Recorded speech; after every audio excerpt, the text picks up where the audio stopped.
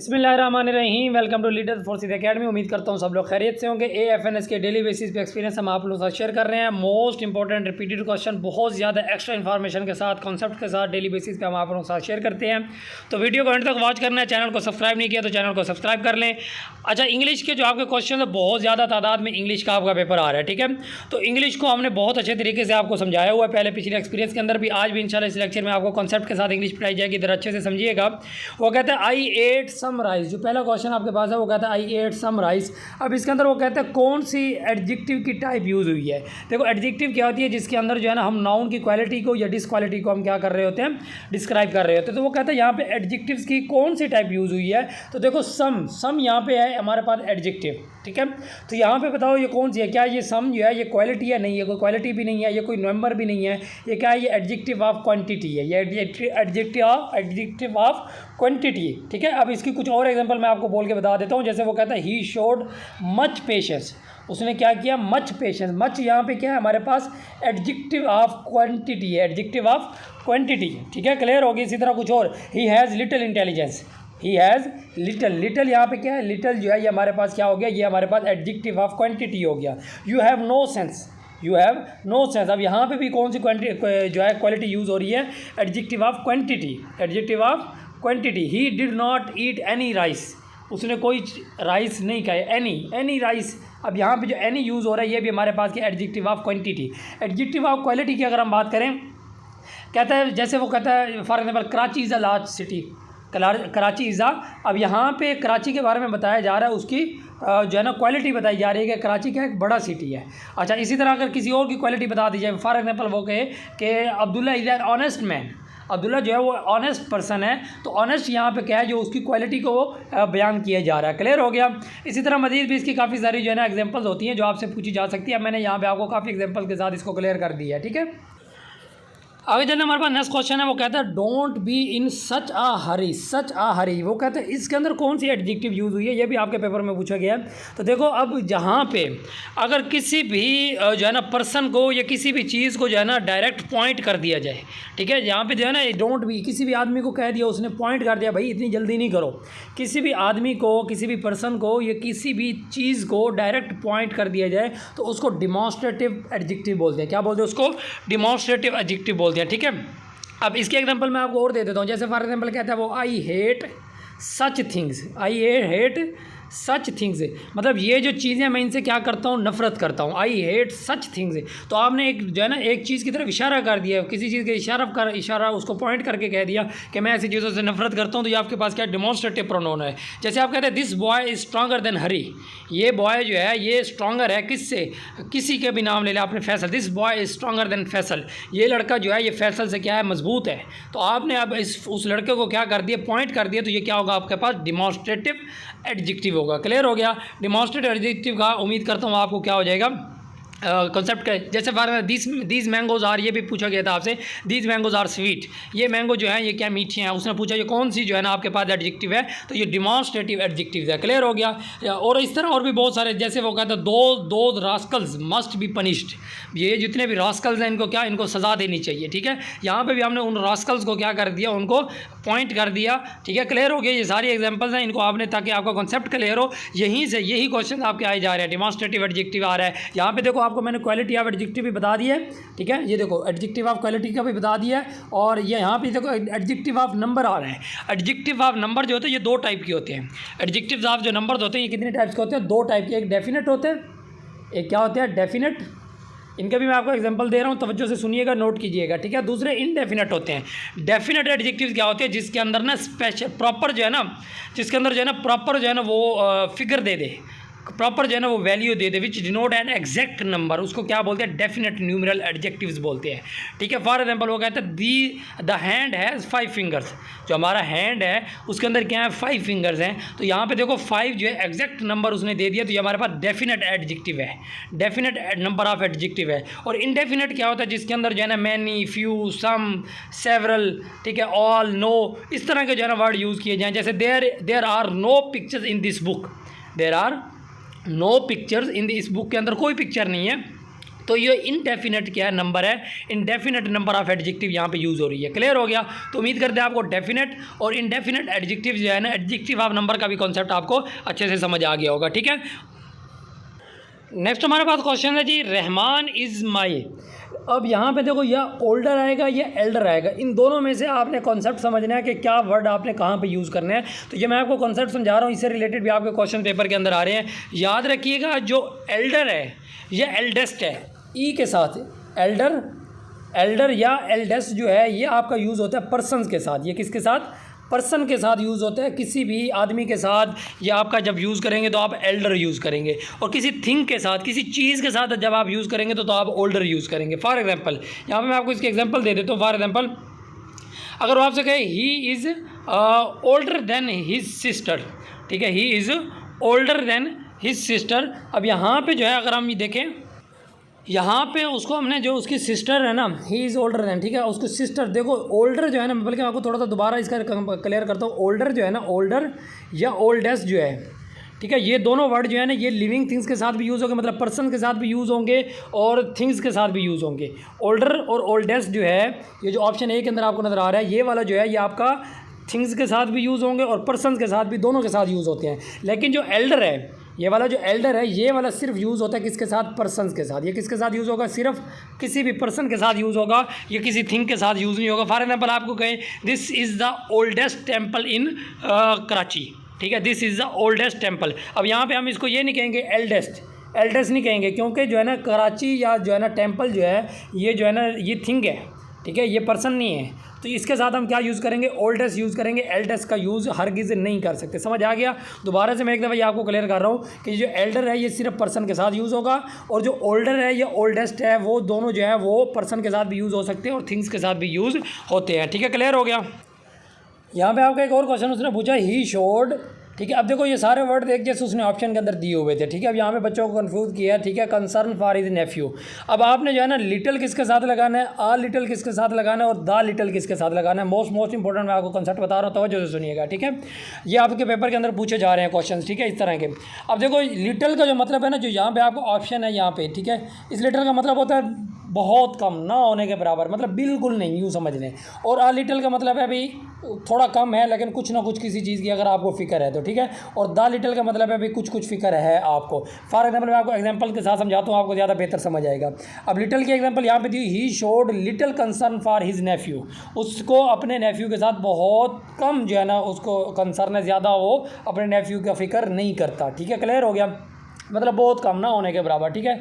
इसी तरह वो कहते हैं, he showed little mercy to the, जो भी आपको प्रिजनर या जो भी, ही शोड लिटिल मर्सी, ठीक है, मतलब बहुत कम उसने उसको पर रहम खाया, ठीक है, क्लियर हो गया। अब आ लिटिल की अगर हम बात करें तो हम क्या कहते हैं there is a little hope of his recovery.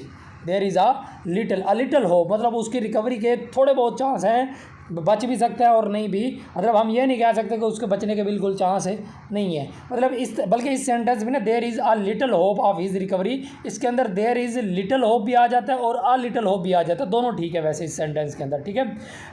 एक और होता है, a little knowledge is dangerous thing. A little knowledge is a dangerous thing, मतलब थोड़ा सा नॉलेज अगर आपके पास है तो ये ख़तरनाक है। नॉलेज रखना है तो आपने बहुत ज़्यादा रखना है, तो यहाँ पे हम क्या यूज़ करेंगे, आ लिटिल यूज़ करेंगे, क्लियर हो गया। और द लिटिल भी इसी तरह होता है, the little for example the होता है वो मतलब ऐसी चीज़ जिसकी आपको थोड़ी बहुत फिक्र होती है, मतलब आपके पास काफ़ी ज़्यादा तादाद में मौजूद है, लेकिन बिल्कुल आप ये नहीं कह सकते कि आप उसमें क्या है, कम्पिटेंट है, ठीक है, क्लियर हो गया। तो वो द लिटिल हम उस चीज़ के साथ यूज़ करेंगे। तो ये आपको मैंने कॉन्सेप्ट बता दिया इस चीज़ का कि किसके साथ आपने क्या चीज़ यूज़ करनी है। आगे चलते हम नेक्स्ट क्वेश्चन की तरफ मूव करें। यहाँ पे आपके पास जो है ना, प्रोनाउन की एक और टाइप पूछी गई है, वो कहता है आई हर्ट माई सेल्फ, ठीक है। उसने कहा which type of pronoun is use, इसके अंदर प्रोनाउन की कौन सी टाइप यूज़ हुई है, ठीक है। तो ये हमारे पास करेक्ट आंसर इसका रिफ्लेक्सिव प्रोनाउन कैसे, ठीक है। मैं आपको यहाँ पे एक और भी बता देता हूँ, रिफ्लेक्सिव प्रोनाउन होता है, एक होता है आपके पास जो है ना एम्फेटिक प्रोनाउन। क्या होता है, एम्फेटिक प्रोनाउन, ठीक है। अब ये दोनों का डिफरेंस मैं आपको बताता हूँ, ठीक है। अब रिफ्लेक्सिव प्रोनाउन सबसे पहले सुनो कि क्या होता है कि जब आपका जो एक्शन है ना वो सब्जेक्ट कर रहा हो, जब क्या है जो एक्शन हो रहा हो वो कौन कर रहा हो, जो सब्जेक्ट कर रहा हो, तो उसको क्या बोलते हैं, रिफ्लेक्सिव प्रोनाउन। यहाँ पे देखो, आई हर्ट माई सेल्फ, आई जो है यहाँ पे सब्जेक्ट है और सब्जेक्ट जो है अपने आप को खुद हर्ट कर रहा है, ठीक है। तो इसको हम क्या बोलेंगे, ये रिफ्लेक्सिव प्रोनाउन है, क्लियर। तो आपको समझ आ गया कॉन्सेप्ट इसका। इसके मैं 2-3 examples, the horse hurt hits itself, the horse hurt it self, horse ने जो है ना अपने आप को जो है ना तकलीफ़ दी। इसी तरह वी हर्ट आवर सेल्व्स, हमने अपने आप को तकलीफ़ दी। तो जो है ना सब्जेक्ट जो है वो ख़ुद जब क्या कर रहा हो, एक्शन कर रहा हो, ठीक है, डायरेक्ट, तो उसको बोलते हैं रिफ्लेक्सिव प्रोनाउन, ठीक है। अब जो है ना एम्फेटिक प्रोनाउन क्या होता है, दूसरी चीज़ मैंने यहाँ पे लिखी है एम्फेटिक, यहाँ पे सॉरी EMPHATIC, ठीक है, एम्फेटिक प्रोनाउन, ई के बाद एम भी आता है, ठीक है। अब ये एम्फेटिक प्रोनाउन क्या होता है, ये वो प्रोनाउन होता है जिसके अंदर जो सब्जेक्ट है ना वो एक्शन करेगा, वो एक्शन क्या करेगा इन फ्यूचर। जैसे वो कहता है I will do it my self, I will do it, मैं इसको खुद कर लूँगा, ठीक है। मतलब जो सब्जेक्ट है जब एक्शन कर रहा हो तो उसको हम रिफ्लेक्सिव प्रोनाउन बोलेंगे, ठीक है। ये बहुत ज़्यादा क्वेश्चन आपसे इस लिहाज से पूछे जा रहे हैं, ठीक है। और जब वो एक्शन जो है करेगा, इन फ्यूचर करेगा, तो तब आपने किसको टिक करना है, एम्फेटिक प्रोनाउन। यहाँ पे एम्फेटिक का मैं स्पेलिंग थोड़े से सही से लिख देता हूँ, एम्फेटिक, यहाँ पे एम भी था जो पहले मैंने यहाँ पे मिस कर दिया, ठीक है, एम्फेटिक प्रोनाउन, ठीक है। तो ये एम्फेटिक प्रोनाउन भी आपसे पूछा जाएगा, ठीक है। इंट्रोगेटिव प्रोनाउन क्या होता है, जिसके अंदर क्वेश्चन पूछा जा रहा होता है, ठीक है। बाकी डिमॉन्स्ट्रेटिव प्रोनाउन मैंने आपको पहले बता दिया, ठीक है। आगे हम चलते हैं नेक्स्ट क्वेश्चन की तरफ मूव करते हैं, ठीक है। अगला हमारा क्वेश्चन है, अब यहाँ पे हमारे पास कुछ एंटोनिम्स जो है ना काफ़ी ज़्यादा तादाद में पूछे जा रहे हैं, ठीक है। एंटोनिम्स, सिनोनिम्स, ये वाले वो आपके पास सिनोनिम्स हैं जो बार बार पूछे जा रहे हैं। सबसे पहला देखो आज का जो पूछा गया वो कहता है डेलिकेट। डेलिकेट का मतलब क्या है जी, डेलिकेट का मतलब होता है नाजुक। क्या होता है इसका मतलब, नाजुक। तो इसका अपोजिट क्या होगा भाई, जो ना जो मजबूत हो तो वो क्या होगा, स्ट्रांग होगा, ठीक है। तो नाजुक मतलब कमज़ोर, ठीक है, और ये इसका अपोजिट क्या हो जाएगा, स्ट्रांग हो जाएगा, ठीक है। आगे चलते हैं हम नेक्स्ट क्वेश्चन की तरफ अगर देखें तो एंटोनिम, ये तो बहुत ज़्यादा पूछा गया, आर्टिफिशियल जो इंसान की बनी हुई चीज़ है इसका अपोजिट क्या हो जाएगा, नेचुरल, ठीक है। ये तो सबको पता है, बार बार रिपीट हो रहा है क्वेश्चन। अच्छा, the direction of induced current is described bye, induced current जो है ना होता है, उसकी डायरेक्शन जो होती है वो कौन डिस्क्राइब करता है, तो लेंजेस लॉ क्या करता है, इसको डिस्क्राइब करता है। काफ़ी इंपॉर्टेंट क्वेश्चन है, ठीक है। देखो फिजिक्स के भी बहुत कम क्वेश्चन आ रहे हैं, लेकिन जो है ना इंग्लिश के ज़्यादा आ रहे हैं, ठीक है। इंग्लिश बहुत ज़्यादा इसकी परसेंटेज है, तो अच्छे से आपने इसको समझना है। तो मज़ीद बेहतरीन तैयारी के लिए जो ना आप हमारा व्हाट्सएप ग्रुप ज्वाइन कर सकते हैं। व्हाट्सएप नंबर आपकी स्क्रीन पे शो हो रहा है, तो आप व्हाट्सएप ग्रुप हमारा ज्वाइन करें, ठीक है, जहाँ पे आपको इंशाल्लाह ताला बेहतरीन कॉन्सेप्ट के साथ तैयारी कराई जाएगी, ठीक है। आई वाज बोर्न, अब देखो यहाँ पे उसने कहा है कि कौन सा आपने करेक्ट प्रेपोजिशन यूज़ करना है, कि I was born for 1986 since या इन। यहाँ पे स्टूडेंट्स गलती करते हैं, वो कहते हैं यार जो जहाँ पे जो है ना एंड पे को प्रॉपर टाइम दे दिया जाए तो हम यहाँ पे क्या यूज़ करते हैं, सिंस यूज़ करते हैं या फॉर यूज़ करते हैं, इन दोनों में से एक चीज़ यूज़ करते हैं। तो स्टूडेंट भाग के यहाँ पे भी सिंस या फॉर में से कोई ना कोई चीज़ करते थे। भाई यहाँ पे प्रेपोजिशन यूज़ हो रहा है, वो यहाँ पे आपको ये नहीं कह रहा कि I have been living there since जो है ना 1980 में, यहाँ पे जो है ना 1986 से रह रहा हूँ, वो ये बात आपसे नहीं कर रहा, ठीक है। वो आपसे क्या कर रहा है, वो कहता है आई वाज बोर्न, मैं पैदा हुआ, कब पैदा हुआ, इन 1986। यहाँ पे हमारे पास जो करेक्ट आंसर आएगा वो क्या आएगा, इन आएगा। क्लियर हो गया। आगे हम मूव करते हैं नेक्स्ट क्वेश्चन की तरफ अगर देखें तो ये हमारे पास क्या कह रहा है, I have been a journalist, ठीक है, मैं एक जर्नलिस्ट हूँ, कब से, फॉर 2 ईयर्स, ठीक है। यहाँ पे क्या आएगा, फॉर। अगर यहाँ पे देखो 2 ईयर्स पहले क्या था, 2023 था, अगर वो हमें कह देता यहाँ पे 2023 होता तो फिर हम यहाँ यूज़ करते सिंस। जब आपके पास एग्जैक्ट टाइम दे दिया जाए तो तब आपने सिंस का यूज़ करना है, ठीक है। और जब आपको वो कह दिया जाए सिंस टू जो है ना फॉर 2 डेज, जो है ना फॉर 2 मंथ्स, 2 ईयर्स, 2 वीक्स, तो इस तरह का जो है ना आपके पास आ जाए तो फिर आपने यूज़ करना है फॉर का। क्लियर, याद रखना है। जब एग्जैक्ट देखो 2 वीक्स पहले अगर वहाँ पे यहाँ पे आपको कह दे एग्जैक्ट डेट दे दे, 2 वीक्स पहले उसने कहा कि ये फ़लान जो है ना मैं जनाब जो है ना आपका 10 सितंबर से को जो है ना ये यहाँ पे आ जाए, तो फिर एग्जैक्ट उसने चीज़ बता दी तो तब आप सिंस का यूज़ करोगे। क्लियर हो गया। तो ये आपके पास इसमें से भी यही चीज़ का भी एक MCQs डेली बेसिस पे आ रहा है, तो उम्मीद है ये एक नंबर तो आपका पक्का हो गया, ठीक है। और इंशाल्लाह बाकी भी जो मैंने कॉन्सेप्ट बताए हैं वो भी आपको इंशाल्लाह ज़रूर क्लियर होंगे, ठीक है। इनिशिएटिव का पूछा गया आज के पेपर में। देखो इनिशिएटिव का मतलब होता है किसी काम का स्टार्ट करना, और लेजीनेस का मतलब क्या होता है, भाई ऐसे सुस्त पड़े रहना, काम को स्टार्ट नहीं करना, तो ये इसका क्या हो गया, अपोजिट हो गया, ठीक है। नेक्स्ट हमारे पास उसने हर्ट का पूछा है, इसका सेम। हर्ट का मतलब क्या होता है, किसी को तकलीफ देना, और एंगर का मतलब भी वही है, गुस्सा। हैप्पीनेस का मतलब देखो हर्ट, ये दोनों जो है ये इनके अपोजिट है। हर्ट का अपोजिट पूछ लिए तो हैप्पीनेस है, जॉय है, सेटिस्फेक्शन, ये सारे क्या हैं, ये हर्ट के अपोजिट है। लेकिन इसका सिनोनिम क्या है, सिनोनिम इसका क्या है, एंगर, ठीक है। क्लियर हो गया। आगे चलते हैं। यहाँ पे आपके कुछ जो है ना प्रोवर्ब पूछे गए थे, ठीक है, जिसमें जो है ना अग्रास विंडो मीन्स, ठीक है। ये प्रोवर्ब वही जो आ रहे हैं पेपर के अंदर, पिछले हमारे एक्सपीरियंस भी आप देखेंगे तो वहाँ पे भी इंशाल्लाह ताला आपको इन प्रोवर्ब्स के जो मिल जाएंगे यही प्रोवर्ब आप करेंगे तो बस इंशाल्लाह इन्हीं में से आ जाएंगे आपके, ठीक है। बाकी भी अगर आपके पास कोई नोट्स हैं तो ज़रूर करें, बल्कि ये नहीं है कि आप इसी पे डिपेंड करके बैठ जाएं। आप बाकी भी अगर आपके पास कोई नोट्स मौजूद है तो वहाँ से करें। हमारे से नोट्स चाहिए तो आप हमारे व्हाट्सएप नंबर पर कॉन्टैक्ट कर सकते हैं, इंशाल्लाह आपको बेहतरीन नोट्स प्रोवाइड किए जाएंगे, ठीक है। और हमारा व्हाट्सएप नंबर आपकी स्क्रीन पे, आप हमारा फ्री व्हाट्सएप ग्रुप भी ज्वाइन कर सकते हैं। इस नंबर पे व्हाट्सएप करें फ़ौरन से, ठीक है। आगे चलते हैं हमारे पास अ ग्रास विंडो मीन्स। ये ग्रास विंडो मीन्स का क्या मतलब होता है? ऐसी औरत जो अपने हस्बैंड से क्या कर ले, अलग हो जाए, उसको क्या बोलते हैं? अ ग्रास विंडो मीन्स बोलते हैं, अ ग्रास विंडो, ठीक है। अ grass, a woman separated from her husband, ठीक है। क्लियर हो गया। आगे चलते हैं हम नेक्स्ट उससे पूछ रहा था, आज के पेपर में 2-3 आए थे, ठीक है। To bear the brunt, to bear the brunt, इसका मतलब क्या है कि किसी ऐसी मुश्किल चीज़ को जो है ना आप बर्दाश्त करें। To face the hardest part of something, to face the hardest, किसी भी चीज़ का आप क्या है वो सबसे ज़्यादा ना हार्डेस्ट पार्ट जो है ना वो आप फेस कर रहे होंगे तो उसको आप क्या कहेंगे? To bear the brunt, to bear the brunt, ठीक है। एक और भी है जो कहता है to pull strings, to pull strings, ठीक है। इसका मतलब क्या होता है? To tease someone, to tease किसी चीज़ को, किसी इंसान को क्या करना, किसी आदमी को क्या करना? तंग करना, इसको क्या बोलते हैं? टू पुल स्ट्रिंग्स, ठीक है। रस्सियाँ खींचना, ठीक है, टांगे खींचना नहीं कहते हम, ठीक है। आगे चलते हैं हम एंटोनिम ऑफ एलिगेंट। एलिगेंट का एंटोनिम क्या है, ठीक है, इसका अपोजिट बताना है। देखो एलिगेंट का मतलब क्या होता है? एलिगेंट का मतलब होता है खूबसूरत। क्या होता है? खूबसूरत, ब्यूटीफुल, ठीक है। तो इसका एंटोनिम क्या होगा? इसका अपोजिट क्या होगा? इन एलिगेंट, ठीक है, बदसूरत। इन एलिगेंट का मतलब क्या होता है? बदसूरत होता है, ठीक है। क्लियर हो गया। आगे हमारे पास मजीद एक क्वेश्चन है जी। अब आपने ना डिग्रीज पढ़ी होंगी, 3 डिग्रीज होती हैं आपके पास, कौन कौन सी होती है? मैं तीनों को आपको बता देता हूँ। एक पहले होती है पॉजिटिव डिग्री जिसको आप बोलते हैं, ठीक है।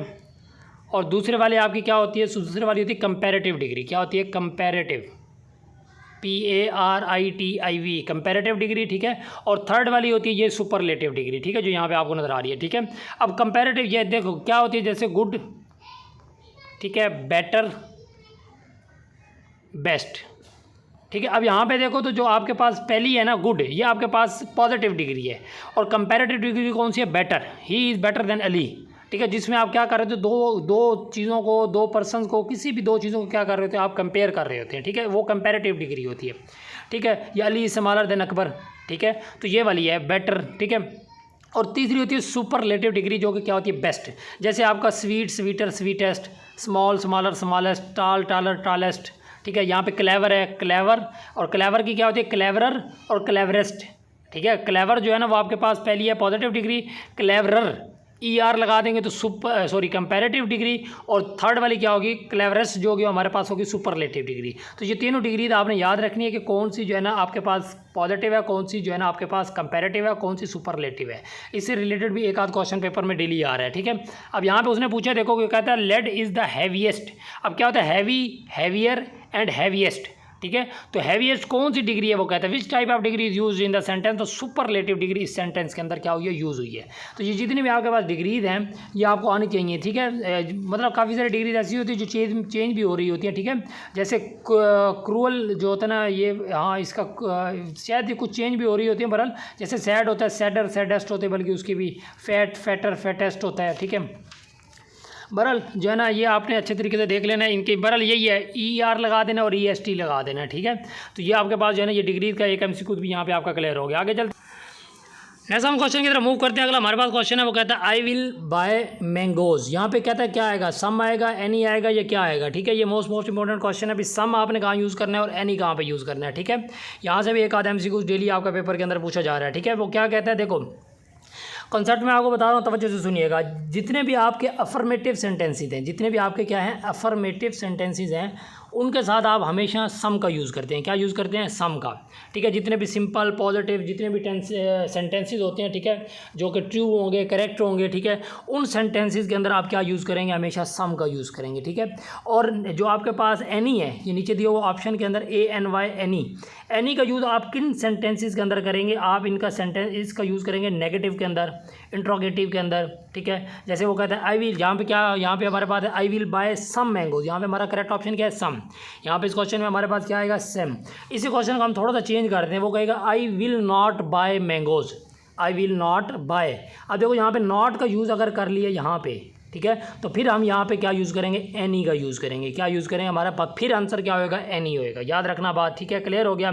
अब जैसे यहाँ पे इसी को मैं क्वेश्चन मार्क बना देता हूँ, वो क्या, इसी क्वेश्चन को मैं अगर इंट्रोगेटिव बना दूँ तो वो ये कहेगा have you bought BOUGHT bought खाली जगह मैंगोज़। अब बताएं यहाँ पे क्या आएगा। अब देखो यहाँ पे इसी चीज़ को मैंने क्या कर दिया, यहाँ पे मैंने इंट्रोगेटिव बना दिया। अब यहाँ पे वो आपसे सवाल पूछ रहे हैं, तो ये अब इंट्रोगेटिव बन जाएगा। तो मैंने क्या कहा, इंट्रोगेटिव के अंदर और नेगेटिव के अंदर हम एनी यूज़ करेंगे, तब हम सम का यूज़ नहीं करेंगे, ठीक है। ये आपका कॉन्सेप्ट अच्छे तरीके से आपने ज़हन में रखना है। इससे रिलेटेड काफ़ी क्वेश्चन आपसे पेपर के अंदर पूछे जा रहे हैं, ठीक है। इसी तरह जो है ना हम आगे मूव करते हैं नेक्स्ट क्वेश्चन के पास, ठीक है। अब यहाँ पे जो है ना आपका जो है ना ही हैज़, ठीक है, ही खाली जगह टू अ सीनियर डिज़ाइनर, ठीक है। अब देखो यहाँ पे आपका क्या हो रहा है कि एक बंदे को जो है ना वो प्रमोट किया जा रहा है, ठीक है। प्रमोट जो है ना हमारे पास वर्ब है। अब हमने हेल्पिंग वर्ब देखना है कौन सा आएगा। अब वो बंदा प्रमोट हुआ है तो वो क्या आएगा, मतलब जो है ना प्रेजेंट आगे जो है ना परफेक्ट टेंस आएगा आपका, ठीक है। ही हैज़ बीन प्रमोटेड, ठीक है। अब हम ही आर प्रमोटेड तो नहीं कह सकते, ठीक है, ही प्रमोटेड भी नहीं कह सकते, तो हम कहेंगे ही हैज़ बीन प्रमोटेड। इसके अंदर कौन सा आपका टेंस यूज़ होगा, प्रेजेंट परफेक्ट टेंस यूज़ होगा। कौन सा, प्रेजेंट परफेक्ट टेंस, ठीक है, प्रेजेंट परफेक्ट टेंस है ये, ठीक है, क्लियर हो गया। तो इसके अंदर हैज़ बीन आएगा और प्रमोटेड आएगा, ठीक है, क्लियर हो गया। अब वो क्या कहते हैं, 100 of people have applied for their jobs. तो जॉब के लिए जो है ना कितने लोगों ने अप्लाई किया, 100 ऑफ पीपल हैव अप्लाइड आएगा। क्या आएगा, अप्लाइड, मतलब वो अप्लाई कर चुके हैं। तो हमारे पास यहाँ पे वर्ब की क्या आएगी, थर्ड फॉर्म यूज़ होगी, ठीक है, क्लियर हो गया। आगे चलते हैं। द डायरेक्टर्स चिल्ड्रन, डायरेक्टर के चिल्ड्रन जो हैं वो क्या हो गए हैं, वो किडनैप हो गए हैं, ठीक है। अब ये किडनैप है, यहाँ पे सिर्फ आपने जो है ना हेल्पिंग वर्ब लगाना है। क्या आएगा, हैव आएगा, ये हैव बीन आएगा, ठीक है। तो उसके बच्चे जो है ना वो किडनैप हो चुके हैं, ठीक है। तो हम क्या यूज़ करेंगे, हैव बीन का यूज़ करेंगे। क्या यूज़ करेंगे, हैव बीन का यूज़ करेंगे, ठीक है। उसके बच्चे जो है किडनैप हो चुके हैं, ठीक है। तो the directors children have been kidnapped, ठीक है, क्लियर हो गया। तो हमारे पास ऑप्शन ए जो है यहाँ पे क्या होगा, करेक्ट ऑप्शन होगा, ठीक है। आगे हम नेक्स्ट क्वेश्चन की तरफ मूव करते हैं। फिजिक्स का क्वेश्चन आया हुआ है, क्या कहता है, the time period of a simple pendulum, ठीक है। कल भी मैंने टाइम पीरियड का फार्मूला आपको लिखा था, T=2π√L/G। अब यहाँ पे वो कहता है किस चीज़ के ऊपर डिपेंड कर रहा है। देखो ये टाइम पीरियड है T, पाई यहाँ पे क्या कांस्टेंट है, G यहाँ पे क्या वो भी कांस्टेंट है। तो सिर्फ एक वैल्यू बच गई, वो हमारे पास क्या है, लेंथ। क्या बच गई, सिर्फ लेंथ। तो टाइम पीरियड जो सिंपल पेंडुलम का होता है वो किस चीज़ पे, लेंथ ऑफ ए पेंडुलम पे क्या कर रहा होता है, डिपेंड कर रहा होता है, ठीक है। तो उम्मीद करते हैं यहाँ तक आपको क्लियर हो गया होगा। तो उम्मीद है हमारा लेक्चर आप लोगों को पसंद आया। अगर पसंद आया तो वीडियो को लाजमी लाइक कर दें, चैनल को सब्सक्राइब करें, बेल आइकन प्रेस करें ताकि हमारी वीडियो आप लोगों तक पहुँच रहे। व्हाट्सएप नंबर आपकी स्क्रीन पर शो है, तो व्हाट्सएप पर कॉन्टैक्ट करके आप हमसे जो है इसकी बेहतरीन नोट्स और इसकी बेहतरीन जो है मजीद लेक्चर भी आपको इंशाल्लाह प्रोवाइड किए जाएंगे। फ्री व्हाट्सएप में आपको ऐड कर दिया जाएगा। दुआ में ज़रूर याद रखेंगे। थैंक यू, अल्लाह हाफिज़।